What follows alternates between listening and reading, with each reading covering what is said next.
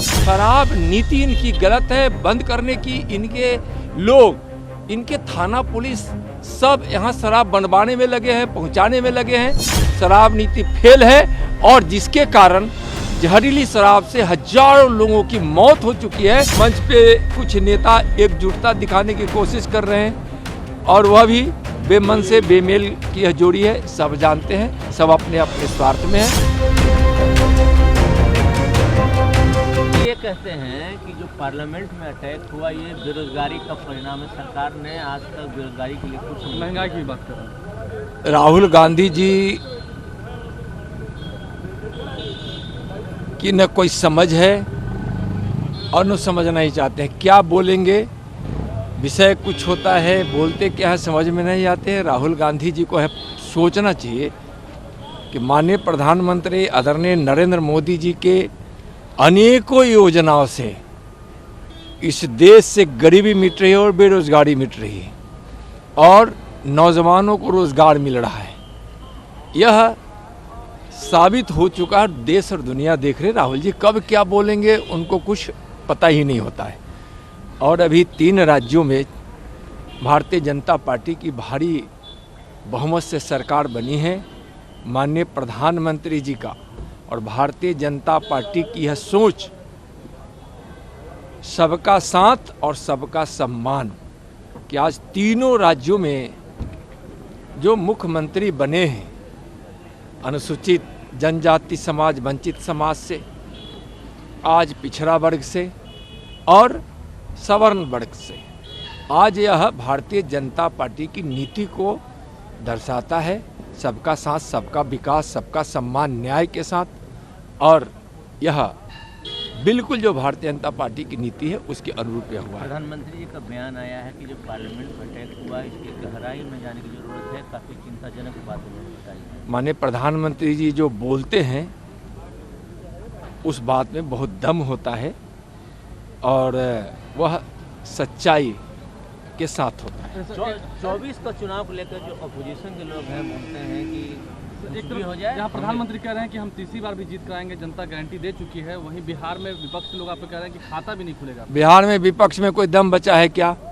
आप देखे होंगे माननीय प्रधानमंत्री जी तीसरी बार प्रधानमंत्री बने, इसके लिए इस देश की जनता कमर कस ली है और चल पड़ी है माननीय प्रधानमंत्री जी को तीसरी बार भारी बहुमत से, यानी पिछली बार से भी ज़्यादा सांसद देकर, बहुमत देकर प्रधानमंत्री बनाने के लिए। इस देश का भरोसा, इस देश का विश्वास माननीय मोदी जी पर है। 350 से भी और विकास के भगीरथ हमारे माननीय प्रधानमंत्री जी हैं, जिनके प्रयास से, भगीरथ प्रयास से विकास की गंगा घर घर, जन जन, गांव गांव, शहर शहर पहुंच रही है। गरीबों के जीवन में उत्थान हुआ है, खुशियां पहुंची।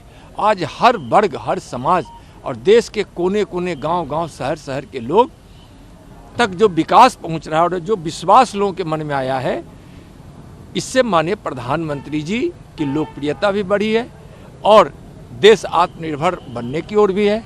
देश का मान सम्मान भी दुनिया में बढ़ा है और दुनिया के सबसे लोकप्रिय नेता आज हमारे प्रधानमंत्री जी है। 2024 में तीसरी बार भारी बहुमत के साथ वह प्रधानमंत्री बनेंगे और बिहार में महागठबंधन का, इंडी गठबंधन का सुपड़ा साफ होगा। 40 की 40 सीट भारतीय जनता पार्टी और एनडीए जीतेगी। 19 को बैठक इंडी गठबंधन की। उससे क्या होगा? उससे कुछ नहीं होने वाला। इस देश की जनता माननीय प्रधानमंत्री जी को प्रधानमंत्री बनाने के लिए एकजुट हो चुकी है और मंच पे कुछ नेता एकजुटता दिखाने की कोशिश कर रहे हैं और वह भी बेमन से बेमेल की यह जोड़ी है। सब जानते हैं, सब अपने अपने स्वार्थ में है। इस देश की जनता जानती है कि निस्वार्थ भाव से और देश के हित में, देशवासियों के हित में अगर कोई काम करने वाले हमारे नेता हैं तो हमारे माननीय प्रधानमंत्री आदरणीय नरेंद्र मोदी जी। नीतीश कुमार और बिहार में जेडीयू के जो ख्वाब है, क्या वो चकनाचूर हो रहे हैं? क्या आपको लगता है?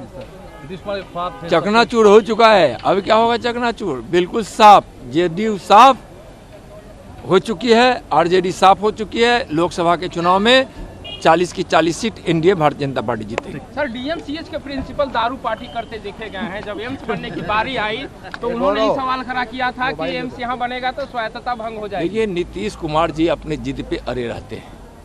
इस बिहार में शराबबंदी बंद होनी चाहिए, उस पर प्रतिबंध लगनी चाहिए, लेकिन शराब नीति इनकी गलत है। बंद करने की इनके लोग, इनके थाना पुलिस सब यहाँ शराब बनवाने में लगे हैं, पहुँचाने में लगे हैं। शराब नीति फेल है और जिसके कारण जहरीली शराब से हजारों लोगों की मौत हो चुकी है।